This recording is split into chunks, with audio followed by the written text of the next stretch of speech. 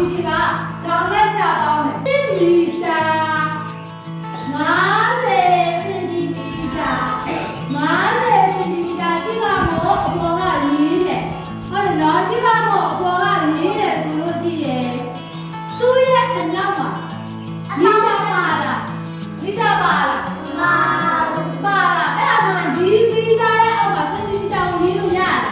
မရဘူးဒီလိုတော့လေနော်သူကဟာဟိုပဲပေါင်းရတယ်လို့ပြောတယ်ဒီပြောနေတာမီတာနဲ့စင်တီမီတာကိုပေါင်းလို့ရတယ်မရဘူးတော့ဒီလိုစင်တီမီတာကိုစင်တီမီတာနဲ့ပဲပေါင်းတယ်